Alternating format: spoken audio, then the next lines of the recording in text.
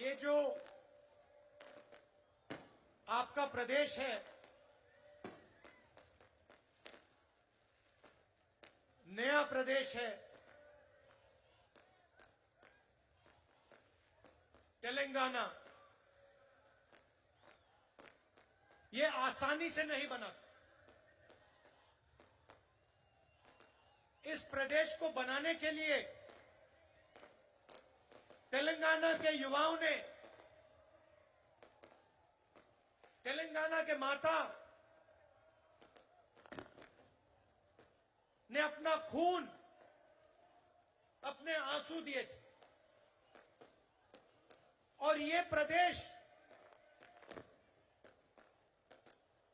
किसी एक व्यक्ति के लिए नहीं बना था, ये एक सपना था, तेलंगाना के जनता का सपना था।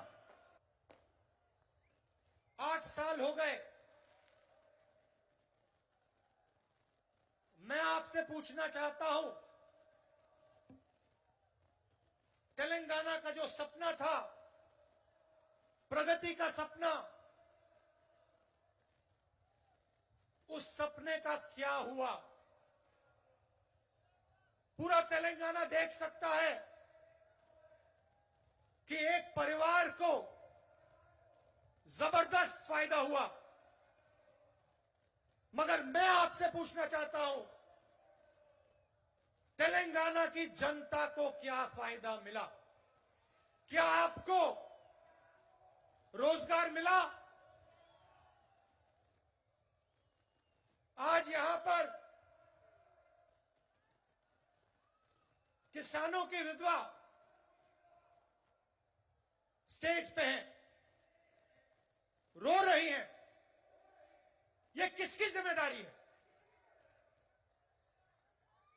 और ये अकेली नहीं है, ऐसी तेलंगाना में हजारों बहनें हैं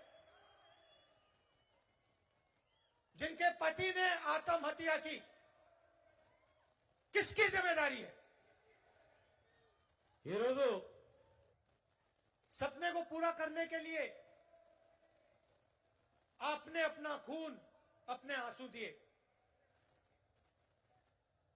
आप लड़े, मगर हम भी आपके साथ खड़े थे। कांग्रेस पार्टी ने भी आपके साथ ये लड़ाई लड़ी और अंत में कांग्रेस पार्टी ने और सोनिया गांधी जी ने यह काम पूरा करके तेलंगाना की जनता को दिया। और भाइयों और बहनों, आप ये मत भूलिए, यह काम कांग्रेस पार्टी के लिए आसान नहीं था। कांग्रेस पार्टी को नुकसान हुआ, हमें मालूम था कि हमें नुकसान होने जा रहा है, मगर हम तेलंगाना की जनता के साथ खड़े हुए और हमने मिलकर, आपके साथ मिलकर आपको नया प्रदेश दिया। आपने सोचा था कि तेलंगाना की जनता की सरकार बनेगी, किसानों की सरकार बनेगी, मजदूरों की सरकार बनेगी, गरीबों की सरकार बनेगी। पता लगा जनता की सरकार नहीं बनी। आज तेलंगाना में कहा जाता है कि चीफ मिनिस्टर है, मगर ये चीफ मिनिस्टर नहीं है, ये राजा है। राजा और मुख्यमंत्री में क्या फर्क होता है? मुख्यमंत्री जनता की आवाज को सुनता है, राजा जनता की आवाज को नहीं सुनता है। राजा जो करना चाहता है वो कर डालता है। मुख्यमंत्री लोकतंत्र में भरोसा करता है, मुख्यमंत्री जनता की बात सुनकर निर्णय लेता है। राजा को लोकतंत्र से कुछ लेना देना नहीं, जो राजा के दिल में आता है वो राजा कर देता है। यह फर्क है। छत्तीसगढ़ में हमारी सरकार है। चुनाव के समय हमने 2 वायदे किए थे, बड़े वायदे किए थे। पहला वायदा कि कि छत्तीसगढ़ के किसानों का हम कर्जा माफ करके दिखा देंगे। और दूसरा वायदा, पैडी को हम 2,500 रुपए में खरीदेंगे। किसानों ने हमें कहा कि हमें कर्जा माफी की जरूरत है और हमें 2,500 रुपए आप दीजिए। हमने उनकी आवाज सुनी और आज आप जाइए, छत्तीसगढ़ जाइए और वहां पूछिए धान के लिए क्या दाम मिलता है। पूरा छत्तीसगढ़ का किसान आपको बताएगा कि छत्तीसगढ़ में 2,500 रुपए पर धान मिलता है। आज आपके जो चीफ मिनिस्टर हैं किसानों की आवाज नहीं सुन रहे हैं। 2-3 बड़े उद्योगपतियों की आवाज सुनते हैं, उनके लिए काम करते हैं, मगर किसानों की आवाज नहीं सुनते हैं। और जो छत्तीसगढ़ के किसान ने कहा था वही तेलंगाना का किसान कह रहा है। तेलंगाना का किसान कह रहा है कि मिर्ची के लिए, धान के लिए हमें सही दाम चाहिए और हमारा कर्जा माफ होना चाहिए। छत्तीसगढ़, तेलंगाना के किसी भी किसान को घबराने की जरूरत नहीं है। जैसे ही कांग्रेस पार्टी की यहां सरकार बनेगी वैसे 2 लाख रुपए का कर्जा माफ होगा और आपको सही एमएसपी मिलनी शुरू हो जाएगी। आपको ज्यादा समय रुकने की जरूरत नहीं है। आप घबराइए मत, डरिए मत। ये काम कुछ ही महीने में कांग्रेस पार्टी करके आपको दे देगी। ये खोखले शब्द नहीं है, ये तेलंगाना के सपने को पूरे करने का पहला कदम है।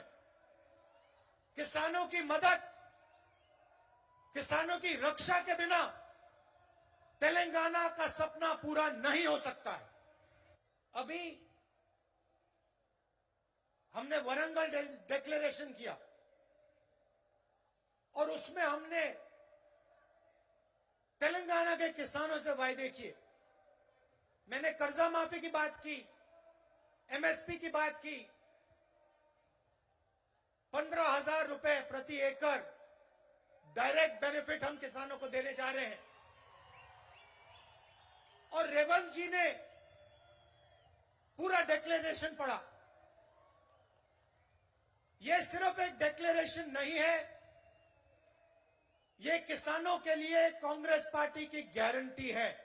तेलंगाना के हर किसान को यह डिक्लेरेशन पढ़ना चाहिए। और जब आप इस डिक्लेरेशन को पढ़ेंगे आप ये बात याद रखिए कि इस डिक्लेरेशन का हर शब्द कांग्रेस पार्टी की गारंटी है। और ये हम इसलिए कर रहे हैं क्योंकि हम जानते हैं कि अगर किसान कमजोर रहेगा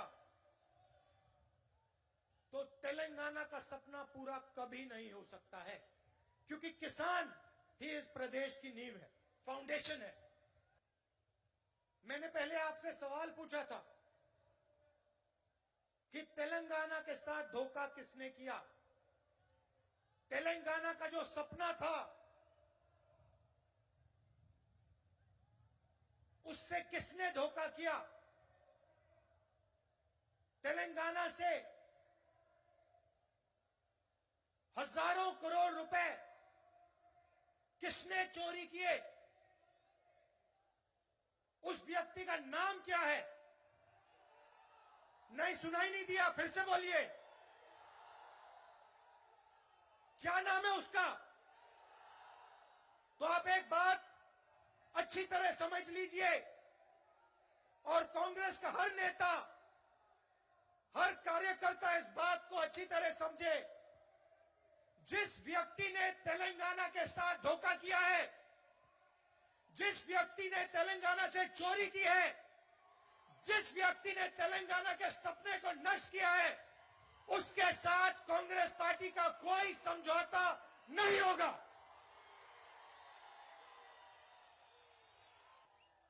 और अगर ये सवाल आज के बाद किसी भी कांग्रेस नेता ने उठाया, उसको हम कांग्रेस पार्टी से बाहर कर देंगे।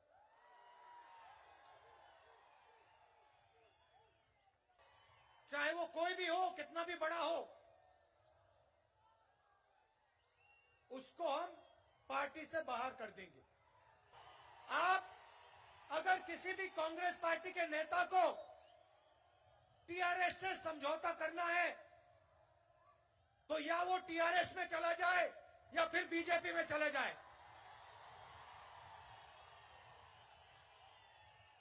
हमें उस व्यक्ति की कोई जरूरत नहीं है। మాకు ఆ వ్యక్తి అవసరం లేదు। हम यहां हमारी विचारधारा की लड़ाई है। हम राजा से समझौता नहीं करेंगे।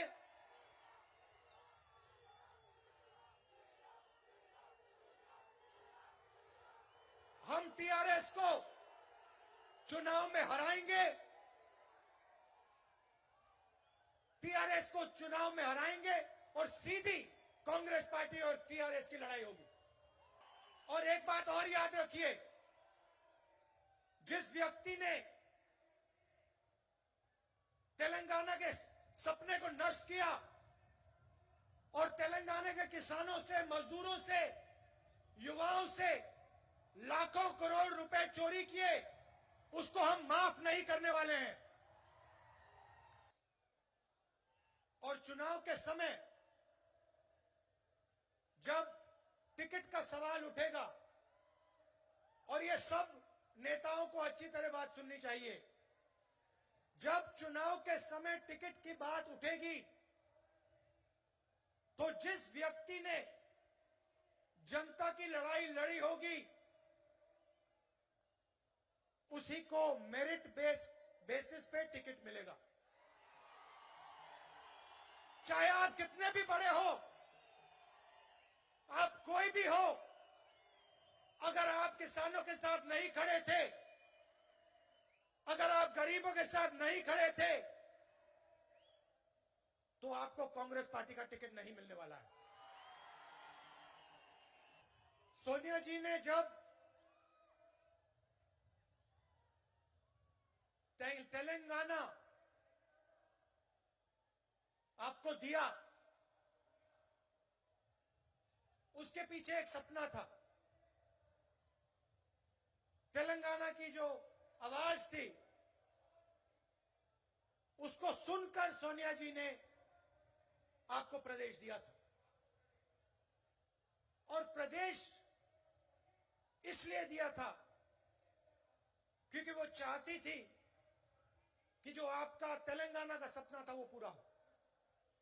वो सपना आपका है, सोनिया जी का है, मगर मेरा भी है। और उस सपने को मैं आपके साथ पूरा करना चाहता हूं। तो जहां भी मेरी जरूरत होगी, जहां भी आप मुझे बुलाना चाहते हो, जहां भी मैं तेलंगाना की मदद कर सकता हूं, मैं करने को तैयार हूं। यह सिर्फ आपकी लड़ाई नहीं है, यह सिर्फ तेलंगाना के किसानों की, युवाओं की लड़ाई नहीं है, यह कांग्रेस पार्टी की लड़ाई है और यह मेरी लड़ाई है। मैंने पहले कहा था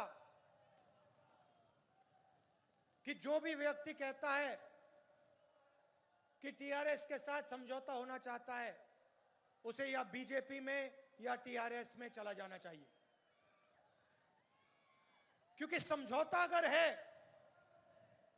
तो बीजेपी और टीआरएस का समझौता है। आप याद रखिए, जब नरेंद्र मोदी जी ने 3 काले कानून पार्लियामेंट में पास किए थे, तो टीआरएस के नेता क्या कह रहे थे? बीजेपी जानती है कि वो तेलंगाना को डायरेक्टली रूल नहीं कर सकते। वो जानते हैं कि तेलंगाना में उन्हें रिमोट कंट्रोल की जरूरत है, कि कांग्रेस बीजेपी से कभी समझौता नहीं कर सकती। इसलिए बीजेपी चाहती है कि तेलंगाना में टीआरएस की सरकार रहे। और सबूत यह है कि तेलंगाना के चीफ मिनिस्टर जितना भी पैसा चोरी करना चाहते हैं कर सकते हैं, और बीजेपी की सरकार ना उन पे ईडी लगाती है ना सीबीआई लगाती है। ये रैली किसानों के लिए थी, किसानों को भरोसा देने के लिए थी, वरंगल डिक्लेरेशन के लिए थी। हम चाहते थे कि तेलंगाना के किसानों को मालूम हो कि कांग्रेस पार्टी एक साथ उनके साथ खड़ी है और उनकी पूरी मदद करने जा रही है। ఈరోజు ఇంత పెద్ద బహిరంగ సభ కలుపుతున్నాం। किसानों को हमने इसलिए मैसेज दिया क्योंकि वो इस प्रदेश की नींव है, फाउंडेशन है। अगली रैली में हम आदिवासियों को ऐसा ही मैसेज देना चाहते हैं, और उनकी जो लड़ाई है 10% रिजर्वेशन की जो लड़ाई है उसमें हम उनकी पूरी मदद करने जा रहे हैं। तेलंगाना बनने के बाद आपने टीआरएस को 2 बार मौका दिया और टीआरएस ने तेलंगाना के जनता को धोखा दिया। अब आप कांग्रेस पार्टी को एक मौका दीजिए